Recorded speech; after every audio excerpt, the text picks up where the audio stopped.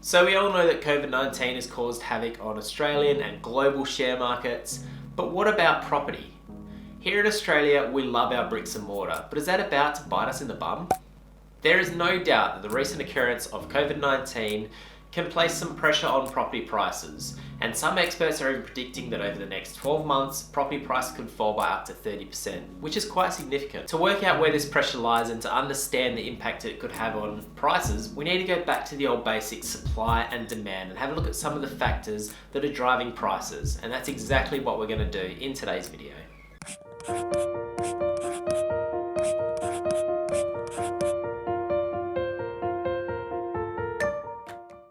Hello guys, Brad here from The Guided Investor. Welcome back to the channel for another video, and lately I've been spending a lot of time talking about the share market and the impact of COVID-19 on share prices.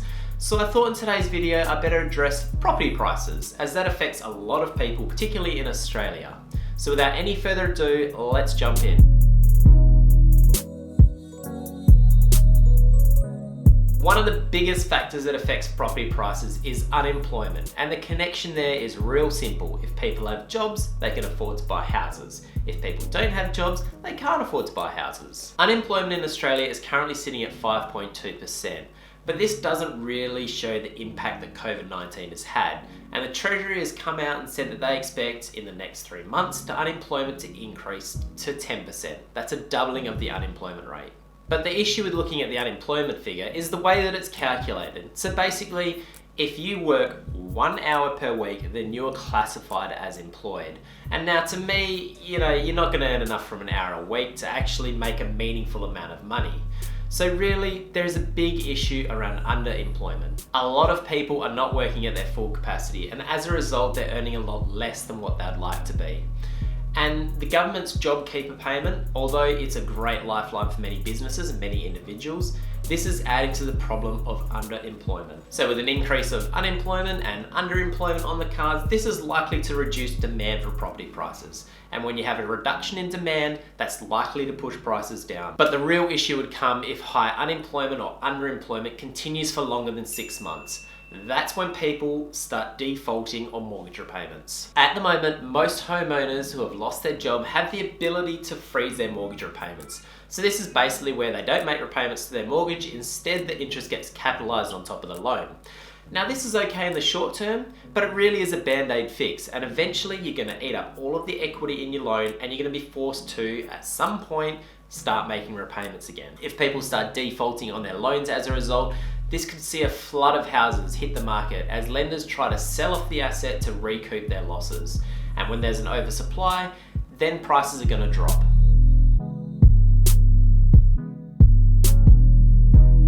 As a result of COVID-19, there has been a nationwide moratorium on rental properties or rental evictions for 6 months. And what this basically means that if you have a rental property and your tenant can't afford to pay rent, then you can't kick them out for 6 months. Now the tenant doesn't just get a free ride. Each state has their own policies, but essentially what you need to do is the landlord and the tenant need to work together to come up with an arrangement for a reduced rate of rent for that period.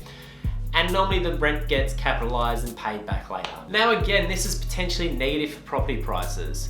I have seen a lot of people's financials who own rental properties, and one thing that seems to be a common trend among a lot of them is that they carry a lot of debt. You see, the old way to get filthy rich was to borrow as much money as you can, buy a property, receive the tax benefits, wait for that property to increase in value, sell the property, pay out the loan, keep the difference, rinse and repeat. But unfortunately, people are still running with that strategy, but it's just not relevant these days. Many landlords can't afford to take a cut in rent, particularly not for 6 months. So their only option might be to put the property on the market, and again, this would lead to an oversupply when demand is already low, causing property prices to drop.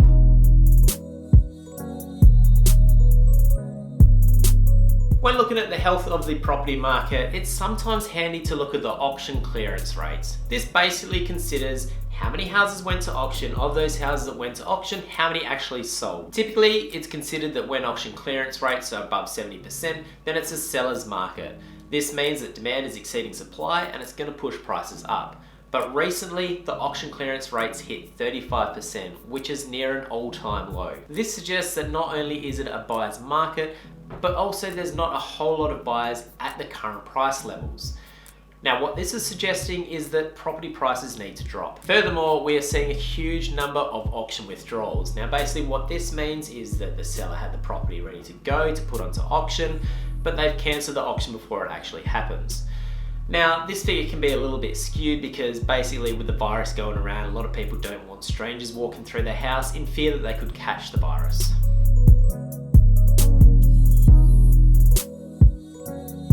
A credit squeeze is basically an inability to obtain finance, and there's a lot of factors that can contribute to a credit squeeze. Firstly, banks are required to maintain a minimum level of capital for every dollar that they lend out. Now, we're starting to hear reports of how banks are feeling the squeeze of COVID-19, and Westpac announced that they have a $2.2 billion impairment charge, which basically means they've got $2.2 billion in bad debts which they need to write off the books. When a lender suffers a loss like this, it reduces the pool of money that they have to lend out, which contributes to the credit squeeze. Now, there are a lot of things that governments and banks can do to avoid a credit squeeze, but it is a very real possibility that we need to take into consideration, because at the end of the day, if a credit squeeze does happen, it means there's less money to lend out. If there's less money to lend out, it's going to reduce the demand for property as people just don't have the cash to start buying property again. This will be negative for prices. In addition to the credit squeeze caused by the reduced availability of funds on the lender's side, you also have some issues on the borrower's side. As we already talked about, unemployment and underemployment are going high, which basically means that people's serviceability levels are going to drop. Serviceability means that smaller loans can be borrowed, smaller loans means that less can be spent on property, and you get the drift.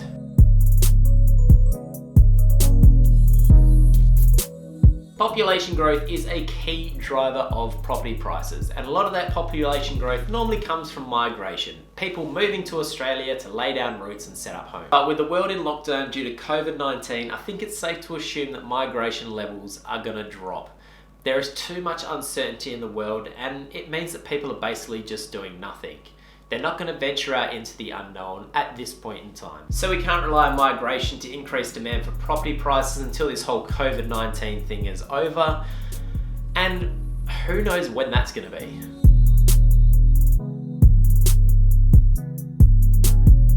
It's all looking pretty doom and gloom for property prices, but let's consider some of the positives. And first of all, Australians love property. There's something about bricks and mortar that just gets us If property prices drop, there are people out there that do have money and that do have good income, and they will see this as an opportunity. At some point, it's going to look like value to them, and they're likely to jump in and start bringing back some demand. Secondly, governments and the Reserve Bank will intervene with measures to support property prices. Now, we've already seen since the start of COVID-19, there has been 2 interest rate drops, and the cost to borrow money has never been cheaper. There's also talk that some state governments are looking at getting rid of stamp duty on property, with Victoria leading the charge of this. And there's also been some mention of some additional benefits for first home buyers to try and incentivise them to get into the market. And finally, as bad as it might seem right now, COVID-19 is a temporary issue. I have complete faith that eventually we will find a vaccine for this virus and things will go back to normal. Sure, there's going to be an economic hangover with low consumer confidence, less jobs, but this will sort itself out over time. All of this is good for demand and will support property prices once again.